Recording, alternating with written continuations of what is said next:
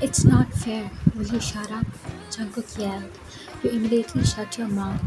Don't you understand? I'm tired, he said, storming towards his study room and slamming the door behind. You flinched by the sound. Tears formed in your eyes, but you immediately wiped them off. Taking a deep breath, you went to the kitchen. Drinking a glass of water, you started thinking. I think I was annoying. I should stop talking more. You thought. You and Jungkook were married months back, but there was no intimacy between you both, as it was an arranged marriage. You were an ambivert. You always start the conversation, and he responds instantly with the same enthusiasm. But for a week, you've been asking him for a dinner date, but he always excused himself because of his work. You finally let everything out about your frustration about that, but it turned out in a wrong way. You always overthink for the smallest things, causing you to distance yourself from others. You know you're sensitive, and even Jungkook knows about that. Jungkook opened his laptop to divert his attention. He was already tired, but your thoughts made him even more tired. After fighting with his thought, he decided to check on you. Silently, he opened the door and came out. He heard nothing but silence. He was searching for you in the living room when he found the light in the kitchen was on. He went and peeked through the door.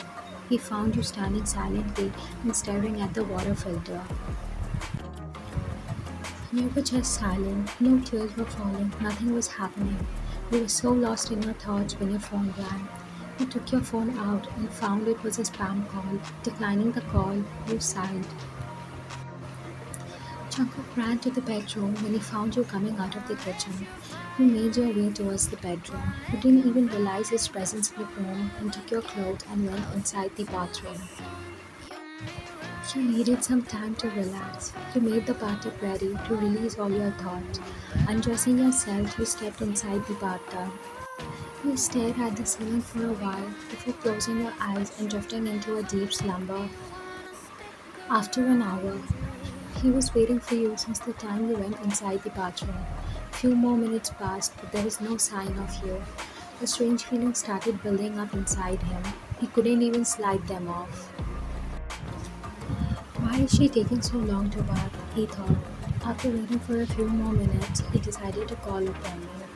Why? He called while knocking on the door. There was no response. After two more calls, he started banging the door.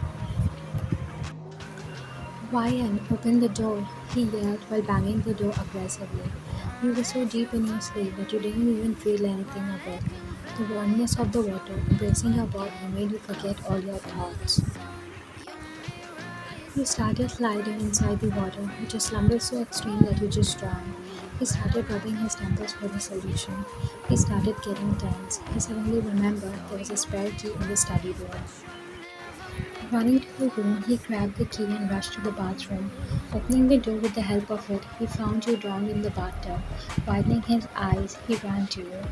He carried you out of the bathtub and placed you down. He felt no weight on his arms.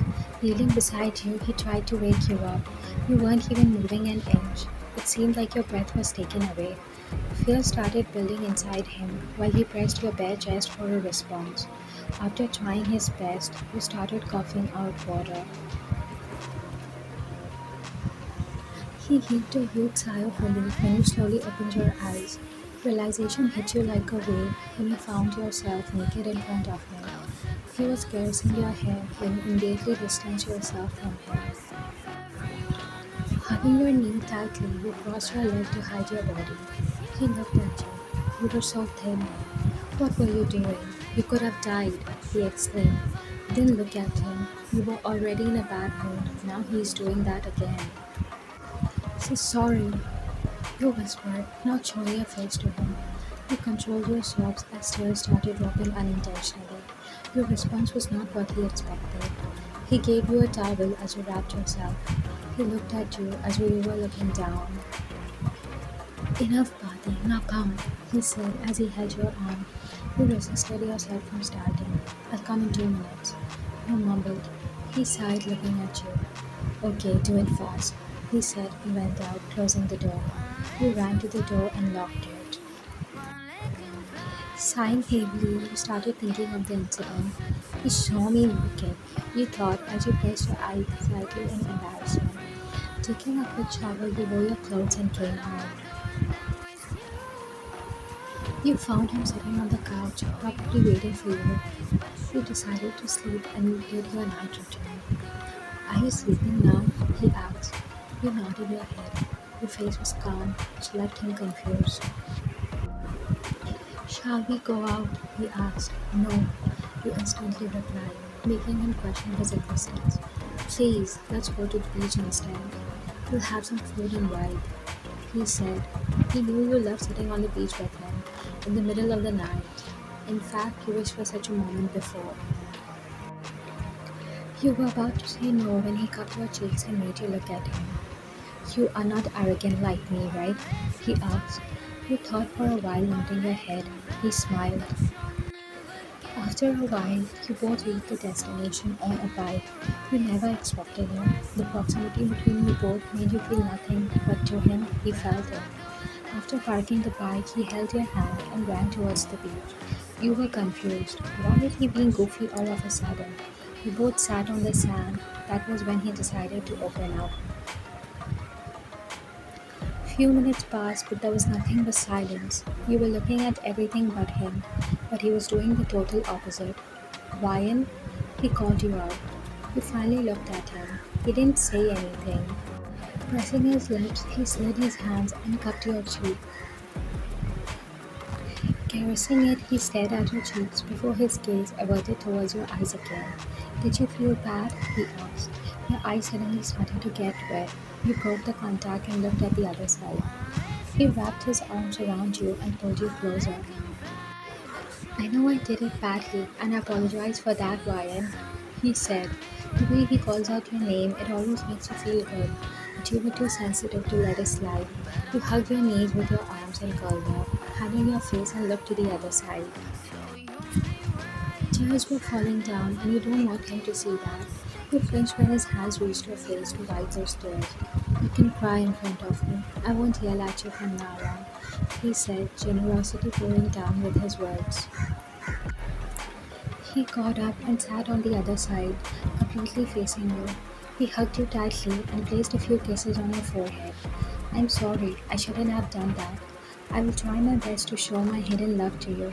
I promise. I will still love you lots, no matter if it's still the moon or the sun. And I will make you the happiest person and try to be your comfort place. For this one time, forgive me. I will again. Stop, you said. You understood he's trying to form more words to comfort you. You know he doesn't talk more with others. Seeing such an effort for you made your heart flutter.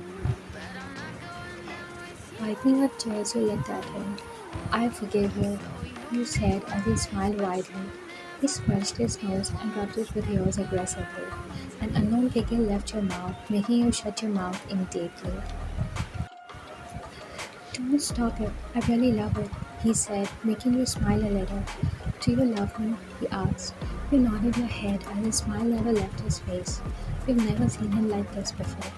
I will stop being annoying from now on, you said, looking down. No, he immediately said, making you look at him, confused. If you judge yourself by my words, then believe me, you're a fool to trust an arrogant person like me, he said. And be yourself, no one is going to stop you. Give your energy to me too, and let me experience it, he said, smirking at the last sentence. You understood what he meant. Nothing will happen. Don't desire more, he said. But why? He asked, pouting. You gave a sarcastic smile before saying, get busy with your work,